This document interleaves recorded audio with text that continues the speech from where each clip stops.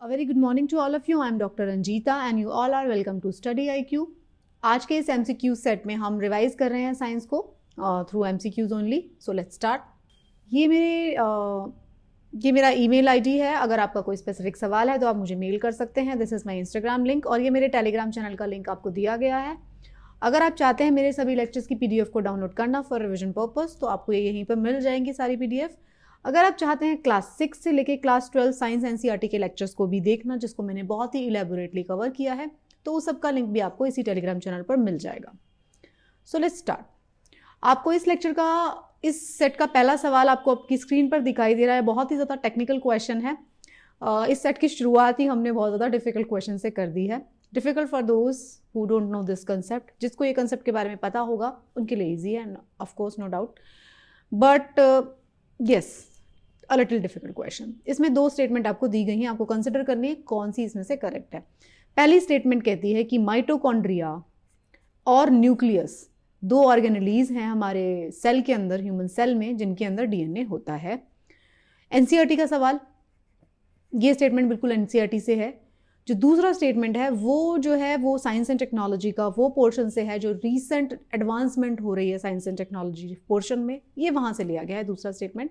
दूसरा स्टेटमेंट कहता है कि जो माइटोकॉन्ड्रियल रिप्लेसमेंट थेरेपी एक इलाज है, एक तरीका है, माइटोकॉन्ड्रिया को रिप्लेस कर देते हैं, replacement therapy. In mitochondrial replacement therapy fertilization of the cell take place only after the transfer of a nucleus from mother to the donor cell. ये आपसे पूछा गया. तो पहला स्टेटमेंट जो था, माइटोकॉन्ड्रिया और न्यूक्लियस जो होते हैं वो वाली ऑर्गेनेलीज हैं जिसके अंदर DNA होता है. ये बात हम साइंस की NCERT पढ़ के NCERT से की नॉलेज से हम अच्छे तरीके से जानते हैं कि ये बात ट्रू है. ठीक है, तो ये बात तो हम जानते हैं, ये तो करेक्ट है. अब जो दूसरी स्टेटमेंट आपने पढ़ी, बहुत सारे लोग like maximum of the people, like I would say 90% लोगों ने इस सवाल को सीधा देखा होगा, छोड़ दिया होगा. 10% लोग वो होंगे जिन्होंने इस पर दिमाग लगाया होगा और उसमें से काफ़ी कम परसेंटेज लोगों ने इस सवाल को करेक्ट कर सकते हैं. बट आप ये देखिए, जब आप इस स्टेटमेंट को पढ़ते हैं, माइटोकॉन्ड्रियल रिप्लेसमेंट थेरेपी, आपको पता है या नहीं पता है, आप एक चीज़ देखने की कोशिश करो. यहाँ पे लिखा हुआ है take place only after the transfer of nucleus. अब मैंने बताया आपको, ये एक्सट्रीम वर्ड आ गया, ओनली. सिर्फ और सिर्फ ट्रांसफर ऑफ न्यूक्लियस जो होता है वो फर्टिलाइजेशन जब होता है उसके बाद होगा. Fertilization of the cell take place only after the transfer of nucleus from mother cell to donor cell. जब मदर सेल से डोनर सेल में ट्रांसफर हो जाता है तभी फर्टिलाइजेशन जो होता है तब हो रहा है. ये इसमें स्टेटमेंट दिया गया, एक्सट्रीम स्टेटमेंट दे दिया गया. आपको आता है चाहे नहीं आता है तब भी आप इसको बता सकते हैं वन ओनली करेक्ट है, क्योंकि एक्सट्रीम स्टेटमेंट्स जनरली गलत होते हैं. इसमें भी वही है, A ऑप्शन है, सिर्फ एक गलत है. बट क्योंकि हम रिवाइज कर रहे हैं साइंस को, हमारा पर्पज़ ये नहीं है कि सवाल का कौन सा ऑप्शन ठीक है कौन सा ऑप्शन गलत है उस तक कैसे पहुंचना है. हमारा पर्पज़ ये है कि हम माइटोकॉन्ड्रियल रिप्लेसमेंट थेरेपी होती क्या है उसके बारे में भी जानें. तो देखिए, जब हमने NCERT सीरीज को पढ़ रहे थे तब मैंने आपको बताया था कि यस, दो ऑर्गेनेलीज जो होते हैं, कुछ ऑर्गेनेलीज जो होती हैं जिसके अंदर आता है न्यूक्लियस, जिसके अंदर आता है माइटोकॉन्ड्रिया, जिनके अंदर DNA होता है. ये हमने बात किया था. बाकी का जो मैक्सिमम DNA होता है वो न्यूक्लियस में होता है, लेकिन माइटोकॉन्ड्रिया में थोड़ा सा DNA होता है, very small 1% of DNA. But ये जो 1% ऑफ DNA जो माइटोकॉन्ड्रिया में रहता है वो DNA भी कुछ डिजीज कैरिंग जीन को कैरी करता है. अब ये बात समझिए, मैक्सिमम DNA कहाँ पर प्रेजेंट है? न्यूक्लियस के अंदर. सारी की सारी इन्फॉर्मेशन कहाँ है? हमारे DNA में है. डबल हेलिकल स्ट्रक्चर है, हम ये जानते हैं. बट क्योंकि माइटोकॉन्ड्रिया के अंदर भी DNA है, उस DNA के ऊपर भी कुछ इन्फॉर्मेशन होती है. वो कुछ इन्फॉर्मेशन ऐसी होती है जैसे ब्लाइंडनेस, डिमेंशिया, मेंटल इम्पेयरमेंट, ऐसी कुछ इन्फॉर्मेशन जो होती है वो माइटोकॉन्ड्रिया वाले DNA पे होती है. ये हमें कैसे पता चला? ऑफ कोर्स हमारे जो साइंटिस्ट हैं बैठ के उन्होंने बहुत लंबे रिसर्च किए सालों साल, इसलिए हम ये बात जान पाए.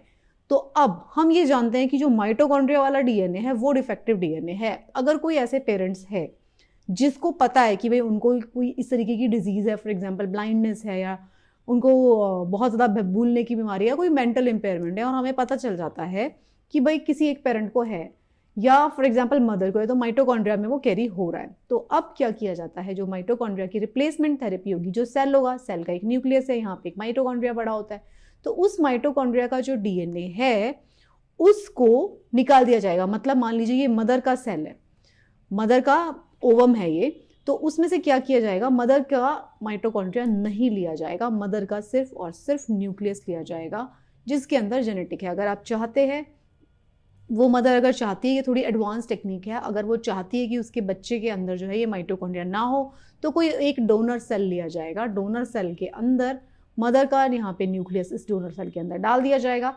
माइटोकॉन्ड्रिया को छोड़ दिया, बाकी सारी ऑर्गेनेलीज को छोड़ दिया। क्यों छोड़ दिया? क्योंकि उसके अंदर डिफेक्टिव डीएनए था माइटोकॉन्ड्रिया में। तो क्या होता है एमआरटी में, replacement of mitochondria in one और more cells to prevent the disease. MRT originated as a special form of in vitro fertilization था, मतलब लैब में फर्टिलाइजेशन कर रहे हैं।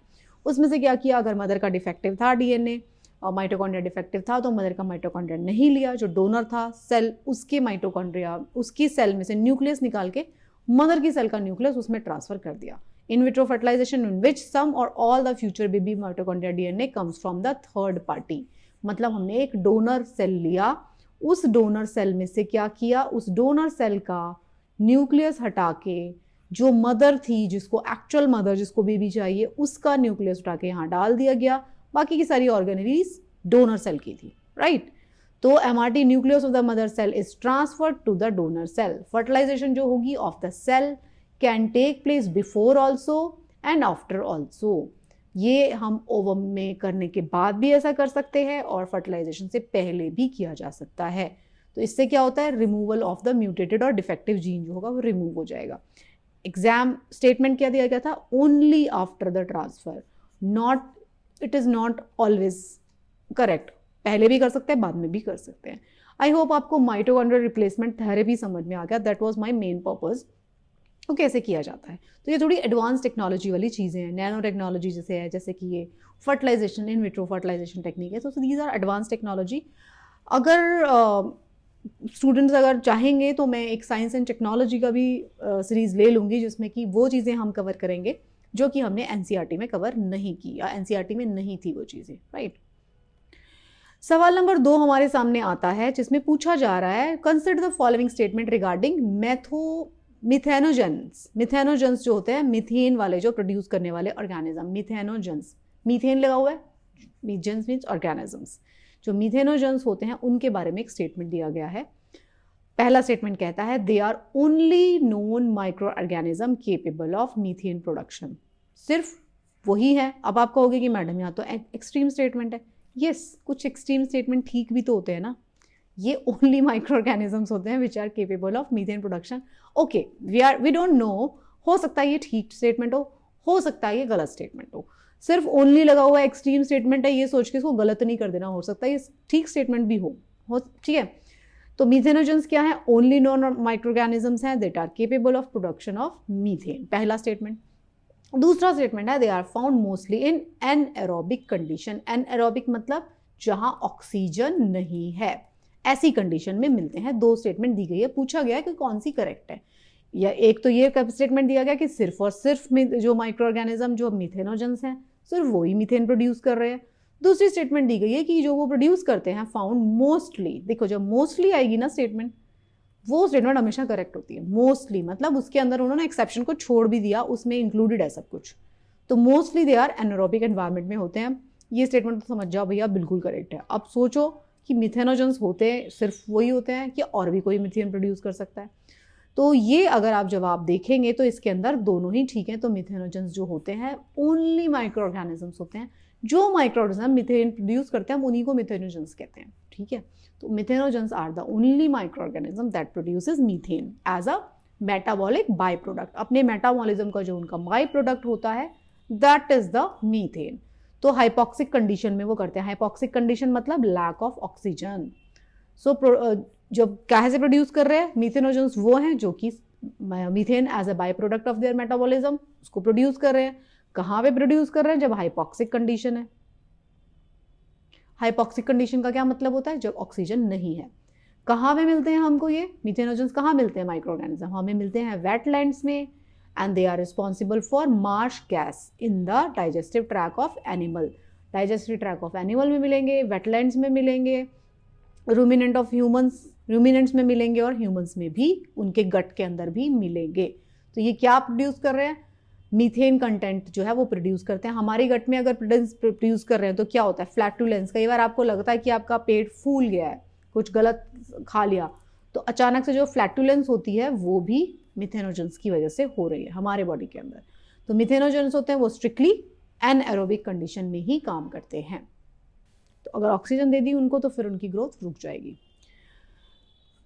ल्यूमिनेंट्स में मिथेनोजेंस होते हैं, एटमॉस्फेयर में क्या कर रहे हैं, मीथेन प्रोड्यूस कर रहे हैं। तभी बोला जाता है जो कैटल फील्ड्स होते हैं, जो कैटल जहाँ पे बहुत सारे रखे जाते हैं ऐसे ऐसे फील्ड, वो सब क्या है, वो सब हमारे वो सोर्सेज है जहाँ पे देखिए कैटल्स के अंदर रहते हैं मिथेनोजेंस, वो मीथेन प्रोड्यूस कर रहे हैं। तो इसलिए जहाँ पे कैटल फार्मिंग की जाती है लार्ज स्केल पे, कमर्शियल स्केल पे, तो वो वाले जो एरियाज होते हैं वो हमारे कार्बन सोर्स है, मतलब वो एक्सेस ऑफ मीथेन प्रोड्यूस कर रहे हैं, ग्रीन हाउस गैस प्रोड्यूस कर रहे हैं। ठीक है, ये आप थोड़ा को रिलेशन किया करो, साइंस में नहीं यार, सब चीज़ों में किया करो। जब आप को रिलेशन करोगे तो ईजी हो जाती है चीज़ें, राइट। तीसरा सवाल आपको इस सेट का सामने आपकी स्क्रीन पर है, जिसमें एक सवाल पूछा गया था, HPSC ने पूछा था 2017 में, हरियाणा पब्लिक सर्विस कमीशन ने।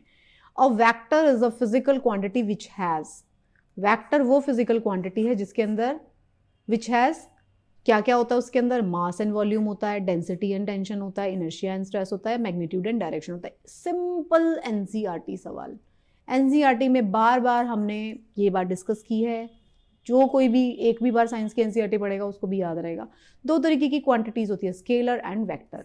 स्केलर क्वांटिटी होती है जिसमें सिर्फ और सिर्फ मैग्नीट्यूड होगा, और वेक्टर क्वांटिटी होगी जिसके अंदर मैग्नीट्यूड एंड डायरेक्शन दोनों होता है। NCERT में हमने बार बार पढ़ लिया। मैग्नीट्यूड क्या होता है, डायरेक्शन क्या होती है, डायरेक्शन आपको पता है, एक डायरेक्शन दी जाएगी। मैग्नीट्यूड क्या होता है, मैग्नीट्यूड होता है जो उसकी वो बेसिक क्वांटिटी है। तो मैग्नीट्यूड और डायरेक्शन दोनों है। फॉर एग्जाम्पल मोशन क्या होता है, किसी भी जगह का change in the relative position, उसको हम मोशन कहते हैं। And it is expressed in different entities such as, motion हम किस में कह सकते हैं, डिस्टेंस, डिस्प्लेसमेंट, स्पीड, एक्सेलरेशन। अब डिस्टेंस जो होता है वो स्केलर क्वांटिटी है, बट डिस्प्लेसमेंट मतलब डायरेक्शन के साथ हो सकता है कि ऐसे गोल घूम के आप यहाँ आ गए वापस, तो डिस्प्लेसमेंट 0 हो जाए क्योंकि डायरेक्शन वापस उसी जगह पर आ गई, बट डिस्टेंस आपने कितना कवर किया, जितना सर्कल का सर्कमफेरेंस है वो पूरा आपने कवर कर लिया। स्पीड, गाड़ी चल रही है उसकी एक स्पीड है। एक्सेलरेशन मतलब वो किस तरह से बढ़ रही है, घट रही है क्या, तो वो एक वेक्टर क्वांटिटी है। तो scalar quantity just need the magnitude to explain. Example man का 40 kg है, वेक्टर क्वांटिटी में magnitude as well as direction. तो 5 सेंटीमीटर दूर गया, वेस्ट गया, ईस्ट गया, इधर गया, उधर गया, वो सब चीज़ें बताई जाती हैं, तो वो डायरेक्शन भी है। ये वाले चार्ट को आप रट लेना, पहले भी मैंने आपको दिया है NCERT पढ़ाते वक्त भी। वेक्टर क्वांटिटीज कौन सी होती हैं, lift, displacement, weight, drag, force, momentum, acceleration, velocity. Scalar quantities क्या है, time, distance, mass, area, density. इसको रटने से भी अच्छा, कोई ज़रूरत नहीं है इसको रटने की, रटने से भी अच्छा आप समझ लो मैग्नीट्यूड और डायरेक्शन दोनों है तो वो वेक्टर है, कुछ भी रटने का नहीं है। Easy question, very good question. अगला सवाल जो है वो अगेन HPSC ने 2017 में पूछा था। 2017 में HPSC में पूछा गया सवाल है, इसमें 2 कॉलम्स दिए गए हैं, उसको आपको मैच करना है। ठीक है, बहुत अच्छा सवाल। इस तरीके के सवाल जो है बार बार स्टेट PCS बार बार पूछते हैं रिपीट में। इसी में से 1-2 ऑप्शन उसमें से ले लेंगे, वो क्या होता है, नेचुरल गैस किसको कहते हैं, नेचुरल गैस, LPG, CNG, ये बड़ा फेवरेट क्वेश्चन है। अब इसमें पूछा गया है, एक जगह पे दे दिया natural gas, CNG, LPG, water gas यहाँ पे दे दिया, इसको इसके अंदर होता क्या क्या है। नेचुरल गैस है तो उसके अंदर क्या है, मीथेन है, ब्यूटेन प्रोपेन है, मीथेन मीथेन है, कार्बन मोनोऑक्साइड और हाइड्रोजन है, क्या है उसमें पूछा जा रहा है आपसे। तो अब आप देखिए, ये सवाल मैंने आपको NCERT पढ़ाते वक्त बहुत अच्छे से पढ़ाया था, मैंने चार्ट बना के आपको दिया हुआ है जिसमें कि आपको मैंने बोला था आप इसको लर्न कर लीजिए। तो अगर आप इसको देखेंगे, बताइए क्या ऑप्शन आप करेंगे। वाटर गैस क्या होता है, देखो सबसे पहले अगर आपने एक को भी मिला दिया ना इसमें से, वाटर गैस को भी अगर आपने क्लिक कर लिया कि वाटर गैस में क्या होगा, वाटर है, वाटर क्या होता है, H2O, तो वाटर गैस के अंदर हाइड्रोजन, कार्बन मोनोऑक्साइड, ये है, ये हमने रिएक्शन पढ़ा है। वैसे तो हमने सारी चीज़ें ही पढ़ी हैं NCERT में, हमने एक को भी मिला दिया, अगर वाटर गैस के अंदर CO एंड हाइड्रोजन है तो 1D, तो A इसका सही जवाब आ जाएगा। नेचुरल गैस में क्या होता है, नेचुरल गैस के अंदर होता है मीथेन एंड इथेन। मीथेन सिर्फ मीथेन नहीं होता, उसके अंदर इथेन की क्वांटिटी भी आपको मिलेगी। कंप्रेस्ड नेचुरल गैस की बात करेंगे तो उसके अंदर मोस्टली मीथेन ही होता है। लिक्विफाइड पेट्रोलियम गैस की बात करेंगे तो उसके अंदर ब्यूटेन एंड प्रोपेन होता है। ये हम NCERT में बार बार पढ़ते रहे हैं, लेकिन ये बहुत बहुत इंपॉर्टेंट सवाल था। और इसका जो एक्सप्लेनेशन है, मैंने इसमें आप एक्सप्लेनेशन को बहुत अच्छे से पढ़ लेना। वाटर गैस कैसे बनती है? जब कार्बन वाटर के ऊपर रेड हॉट डाल देते हैं तो कार्बन मोनोऑक्साइड और हाइड्रोजन निकल जाती है। नेचुरल गैस क्या होती है? नेचुरली अकरिंग हाइड्रोकार्बन है। उसकी कॉम्पोजिशन क्या होती है आप पढ़ लेना। कंप्रेस नेचुरल गैस कहाँ पे यूज होती है? कंप्रेस नेचुरल गैस के अंदर 80 से 90% मीथेन होती है गैसियस फॉर्म में। एलपीजी जो होती है वो पेट्रोलियम गैस है जिसके अंदर is a flammable mixture of hydrocarbon gases, mostly propane, butane, propylene, ये सब उसके अंदर होता है। तो ये सारा आप एक्सप्लेनेशन इसको पढ़ लीजिएगा। हम अपनी एनसीईआरटी सीरीज डिस्कस करते वक्त भी काफ़ी डिटेल में इसको डिस्कस कर चुके हैं। अगला सवाल जो है आपकी स्क्रीन पर आपको दिखाई दे रहा है, सवाल नंबर 5, जिसमें मलेरिया पैरासाइट के बारे में आपसे पूछा जा रहा है। उसके बारे में पूछा जा रहा है मलेरिया जो पैरासाइट है प्लाज्मोडियम, वो क्या होता है, वो किस तरीके का माइक्रो ऑर्गेनिज्म है? वो एक बैक्टीरिया है या वो एक वायरस है या वो एक फंगस है या वो एक प्रोटोजोआ है? ये आपसे पूछा जा रहा है। बहुत तरीके के माइक्रो ऑर्गेनिजम्स होते हैं, वायरस होता है, बैक्टीरिया होता है, फंगस होता है, प्रोटोजोआ होता है और हेलिमेंट्स होते हैं। मैंने आपको एनसीईआरटी में पढ़ाया था, ये बहुत अच्छे से पढ़ाया था। तो एनसीईआरटी सीरीज में मैंने आपको अलग से चार्ट बना के भी दिया था। तो इसमें से पूछा जा रहा है मलेरिया पैरासाइट क्या होता है, इसमें से किस कैटेगरी से बिलोंग करता है, बताइए जल्दी से। तो मलेरिया जो पैरासाइट होता है वो एक प्रोटोजोआ होता है, हमने बार बार पढ़ा था। तो प्लाज्मोडियम जो पैरासाइट है वो एक प्रोटोजोआ है। ट्रांसमिट कैसे करता है? Species of plasmodium are distributed globally. तरह तरह का प्लाज्मोडियम हो सकता है, 4 तरीके का प्लाज्मोडियम था। मैंने आपको पहले कुछ सेट जो हमने डिस्कस किया उसमें मैंने आपको काफ़ी डिटेल में मलेरिया के बारे में पढ़ाया है। फैल्सीपेरियम, ओवेल, 4 तरीके के मलेरिया के बारे में, उनके क्या क्या अलग अलग साइन एंड सिम्टम्स होते हैं वो सब भी मैंने बताया। लीगल कौन सा होता है वो सब भी मैंने आपको प्रीवियस कुछ सेट्स में बता चुकी हूँ। तो अगर जिस किसी ने वो नहीं देखे प्रीवियस वाले सेट्स, उसके भी क्वेश्चंस बहुत ज़्यादा अच्छे हैं, तो आप उसको ज़रूर देख लेना। अब जो है जब मलेरिया आपको हो जाता है तो होता क्या है? मसल वीकनेस हो जाती है, फटीग हो जाता है, रेस्पिरेटरी डिस्ट्रेस, किडनी फेलियर। होता कैसे है? अब देखिए, एक इन्फेक्टेड मच्छर ने आके आपको काटा, ब्लड के अंदर उसने भेज दिया प्लाज्मोडियम को, वो आपके लीवर के अंदर जाएगा, पहले लीवर को इन्फेक्ट कर देगा, फिर जो उसकी जितनी भी आरबीसीज हैं उन सबको भी इन्फेक्ट कर देगा। अब इस इन्फेक्टेड इंसान को फिर से किसी मच्छर ने काटा, ये मच्छर इन्फेक्ट हो गया, इसने किसी और को जाके काटा, उस आदमी को भी मलेरिया हो गया। तो ऐसे मलेरिया फैलता है। डिटेल में मैंने इसका लाइफ साइकिल आपको प्रीवियस कुछ सेट्स में बताया था, तो you can go back and check. अगला सवाल यूपीएससी ने 2012 में पूछा था। Corpus luteum is a mass of cells found in, mass of cell बन जाता है, कहाँ पे मिलता है कॉर्पस ल्यूटियम? ब्रेन में वो मास ऑफ सेल बन जाता है, ओवरी में बन जाता है, पेंक्रियाज में बन जाता है या स्प्लीन में बन जाता है? तो कहाँ से आया ये सवाल? ऑफ कोर्स एनसीईआरटी से आया। जब हम पढ़ रहे थे एनसीईआरटी में अलग अलग टिश्यूज़ के बारे में जब हम पढ़ रहे थे, तब हमने पढ़ा था कि ब्रेन में किस तरीके का टिश्यू रहता है, ओवरी में किस तरीके का टिश्यू रहता है। तो उस टाइम पे हमने इस बारे में बात किया था। कॉर्पस ल्यूटियम जो है वो एक सेल का मास बन जाएगा, स्पेशलाइज होगा। कॉर्पस ल्यूटियम में से मास ऑफ सेल वो स्पेशलाइज बनता है एक जगह पर, एक स्पेशल कंडीशन पे बनता है। तो बताइए कहाँ हो सकता है ये? तो इसका जो सही जवाब है वो है ओवरी। तो ये ओवरीज में बनता है। इसका एक्सप्लेनेशन आप पूरा रीड कर सकते हैं। ये ओवरी में बन रहा है और रिस्पॉन्सिबल किस चीज़ के लिए? Production of hormones progesterone during early pregnancy. जब अर्ली प्रेगनेंसी होगी, जब प्रेगनेंसी एस्टैब्लिश हो रही है, उस टाइम पर प्रोजेस्टेरॉन का लेवल जो है उसको रिलीज करेगा ताकि प्रोजेस्टेरॉन का लेवल बढ़ जाए। रोल ऑफ कॉर्पस ल्यूटियम क्या होता है? Depends on whether or not fertilization occur. Sometimes cyst can form in corpus luteum which can lead to painful symptoms। तो corpus luteum जो है ओवरी के अंदर मिल रहा है। corpus luteum की जॉब क्या है? To make your uterus a healthy place for a fetus to grow। Progesterone release कर रहा है, प्रोजेस्टेरॉन रिलीज कर रहा है तो जो फीटस जो बनने वाला है, फर्टिलाइजेशन जो होने वाला है एंटीसिपेशन में, तो उसके लिए उसको सही जगह बना के रखनी है, एक्चुअल अच्छी कंडीशन बना के रखनी है। तो ये उसका काम होता है। जो corpus luteum cyst may be a good sign that indicates pregnancy, right? However, it does not always indicate pregnancy। A corpus luteum cyst can cause discomfort or more serious complication। इतना डिटेल में जाएंगे तो yes, ये थोड़ा सा detail है, but आप इतना याद रखिए corpus luteum कब बन रहा है? वो ओवरी में बन रहा है। उसका काम क्या है? प्रोजेस्टेरॉन रिलीज करना है। वो किस लिए रिलीज हो रहा है? ताकि प्रेगनेंसी एस्टैब्लिश हो पाए। नहीं होती है तो फिर वो मेंस्ट्रुअल फ्लो जो है आफ्टर एवरी 28 डेज वो मेंस्ट्रुअल फ्लो ब्लीडिंग के रूप में निकल जाता है। ये स्ट्रक्चर है, इसमें दिखाया गया है, यू कैन रीड दैट। अगला सवाल जो आपकी स्क्रीन पे आपको दिखाई दे रहा है, सवाल नंबर 7, उसमें आपसे पूछा गया which of the following adaptations are observed in hydrophyte plants. Hydrophyte जो प्लांट्स होते हैं, हाइड्रो मीन्स, हाइड्रो का मतलब क्या है? हाइड्रो का मतलब है वाटर वाले, फाइट्स का मतलब प्लांट्स। हाइड्रोफाइट्स होते हैं जो पानी में रहने वाले प्लांट्स हैं। उनके बारे में कुछ अडेप्टेशंस नीचे लिखे गए हैं। वो पूछ रहा है आपसे कौन कौन से इसमें से करेक्ट है।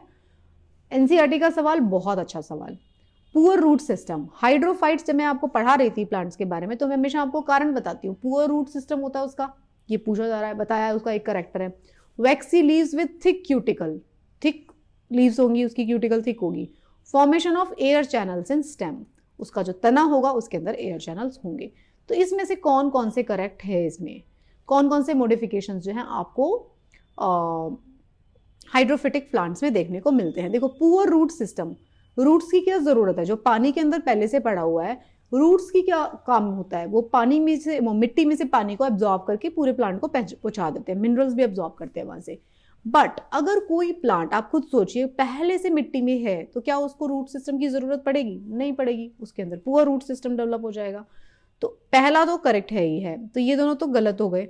1 3 हो सकता है, या तो ये 1 2 3 हो सकता है इसका। Formation of air channels in stem, stem के अंदर एयर चैनल्स की फॉर्मेशन होती है, बिल्कुल होती है। अब बात हो गई waxy leaves with thick cuticle. Thick cuticle की क्या जरूरत पड़ेगी, आप ये सोचिए।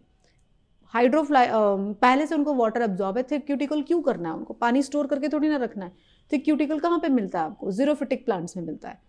उनको थिक क्यूटिकल चाहिए क्योंकि उनको पानी को स्टोर करके रखना है। इनको स्टोर करके रखना ही नहीं है, तो पानी में ही उगे हुए हैं, तो इनको थिक क्यूटिकल की जरूरत नहीं पड़ेगी। तो जो प्लांट्स होते हैं, ऑप्शन ए है इसका जवाब। जो प्लांट्स होते हैं जो कि पानी में अडेप्ट करते हैं, उनको हम कहते हैं हाइड्रोफिटिक प्लांट्स। जो है ये टोटली सबमर्ज भी हो सकते हैं और वाटर के बीच में ऊपर भी फ्लोट कर सकते हैं। इनकी प्रॉपर्टीज क्या होती है? इनकी क्यूटिकल थिन होगी क्योंकि पानी अबंडेंस में मिला हुआ है। स्टोमेटा इनके ओपन रहेंगे, ज्यादा स्टोमेटा रहेंगे ताकि ज्यादा पानी उड़ जाए क्योंकि पानी में ही रह रहे हैं। Plants in water have less structure, इनका एयर सैक्स इनके अंदर ज्यादा होंगे, रूट्स इनके रूडिमेंट्री रहेंगे। तो ये सारे उसके करेक्टर्स हैं, आप ये देख सकते हैं। फ्री फ्लोटिंग हाइड्रोफिटिक प्लांट्स, देखिए छोटे छोटे से रूट्स होंगे, है ना। Flower, lamina, petiole, flower bird, ये सारी चीज़ें उसमें आप देख सकते हैं। जब हम प्लांट वाला स्ट्रक्चर पढ़ रहे थे तो हमने डिटेल में बात भी किया था। अगेन ये एनसीईआरटी का ही क्वेश्चन था, राइट। सवाल नंबर 8 यूपीएससी ने पूछा था 2011 में। इसमें पूछा गया है alpha keratin is a protein present in, alpha keratin नाम का जो प्रोटीन है वो कहाँ पे प्रेजेंट है? ब्लड में है, स्किन में है, लिम्फ में है, एग्स में है, कहाँ पे? ये पूछा गया है। तो एक चीज तो आप इसके अंदर थोड़ा सा भी दिमाग लगाएंगे ना तो आपको थोड़ा समझ में आ जाएगा। कैरेटिन कहीं ना कहीं आउटर में होगा, ये तो समझ लो। ब्लड के अंदर तो होने से रहा, लिम्फ में भी नहीं होगा। ब्लड की कॉम्पोजिशन अगर आपको पता है ब्लड की कॉम्पोजिशन क्या होगा, ब्लड में नहीं है तो लिम्फ में भी नहीं है, बचा स्किन और एग्स में। तो अब आपको इसमें से सोचना है कि कहाँ पर है, स्किन में है कि एग में है। तो इसका जवाब क्या है बताइए सोच के? इसका जवाब है स्किन, राइट। कैसे, क्यों? मतलब ठीक है, जवाब तो हमको पता चल गया। अल्फा कैरेटिन क्या है? ये एक प्रोटीन है जो स्किन के अंदर प्रेजेंट है। Keratin is one of the family of fibrous structure protein. जब कैरेटिन वर्ड यूज होगा तो वो कैरेटिन वो किस तरीके के प्रोटीन्स हैं? वो फाइब्रस स्ट्रक्चरल प्रोटीन्स है कैरेटिन। तो अल्फा कैरेटिन्स होते हैं वो हमारे बालों में मिलते हैं, स्किन में मिलते हैं, एंड मैमल्स के केस में अगर उनकी जो ऊन है उसके अंदर भी मिलते हैं, फाइब्रस होते हैं। बाय कॉन्ट्रास्ट जो बीटा कैरेटिन होते हैं वो कहाँ पे मिल रहे हैं? बर्ड्स में मिल रहे हैं, रेप्टाइल्स में मिल रहे हैं, उनके एगशेल्स में मिल रहे हैं। तो एग के अंदर कौन सा प्रोटीन मिल रहा है? Beta keratin. अल्फा कैरेटिन कहाँ पे मिल रहा है? अल्फा कैरेटिन हमारी hair, skin and wool of mammals में हमारे को मिलता है। थोड़ा सा एनसीईआरटी में बहुत डायरेक्ट तो नहीं था, 11th 12th क्लास की डिटेल्ड एनसीईआरटी में जरूर है ये, बट यस उससे छोटी जो है क्लासेस की एनसीईआरटी उसमें नहीं था ये question, right. Which chemical is used in nail polish? सवाल नंबर 9 आपके सामने आपको दिखाई दे रहा है। नेल पॉलिश के बारे में कौन सा केमिकल होता है, क्यों पूछा जा रहा है? क्योंकि डे टू डे यूज होने वाले कुछ केमिकल है। लिपस्टिक, नेल पॉलिश, अगर आप बालों में जेल लगाते हैं या टूथपेस्ट या फिर शेविंग क्रीम, इसके क्या क्या इंग्रेडिएंट हो सकते हैं जो हमें बहुत हार्म कर सकते हैं, उसके बारे में आपको पता होना बहुत ज़रूरी है। ये कॉमन सेंस के क्वेश्चंस में से आता है। तो नेल पॉलिश जो रिमूवल है उसमें कौन सा इसमें से केमिकल रहेगा? विनेगर रहेगा उसमें, मतलब सिरका। क्या सिरका रहेगा? सिरका होता तो हम क्या ज़रूरत थी उसको नेल पेंट को लेके आने की और मतलब रिमूवर को लेके आने की? ट्रिपिनियोल है क्या? एसीटोन है क्या? प्रोपेनॉल है क्या? तो विनेगर तो बिल्कुल नहीं है, ये तो आपको समझ में आ जाएगा। तो इसमें से कौन सा है?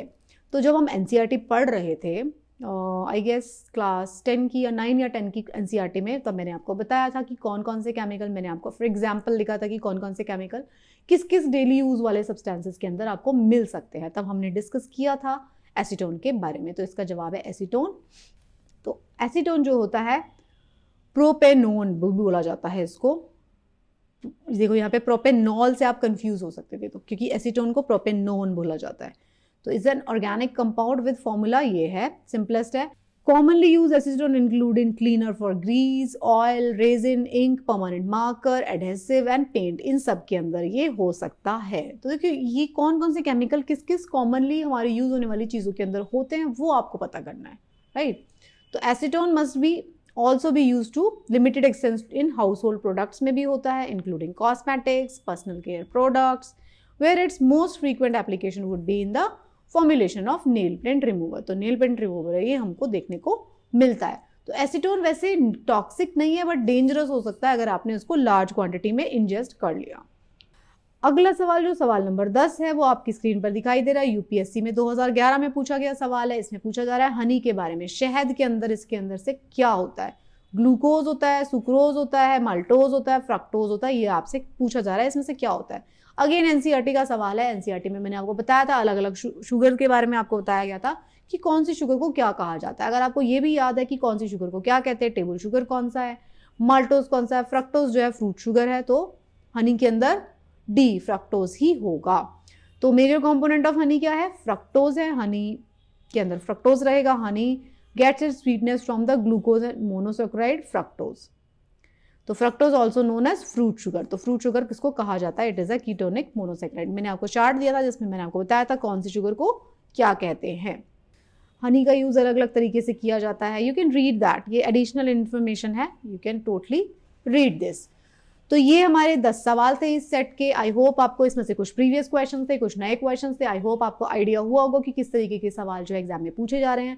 आपको साथ में ये भी आइडिया हो गया होगा कि अगर आपको कोई सवाल नहीं भी आता तो आप उसको किस तरीके से अप्रोच कर सकते हैं। आपको ये भी समझ में आया होगा कि कुछ एक्सट्रीम वर्ड्स अगर एग्जाम में दिए गए हैं, स्टेटमेंट में दिए गए हैं, तो आपको एक्स्ट्रा कॉशियस हो जाना है, कौन से गलत हो सकते हैं, कौन से सही हो सकते हैं। तो थैंक यू सो मच, पढ़ते रहें and best of luck for your preparation.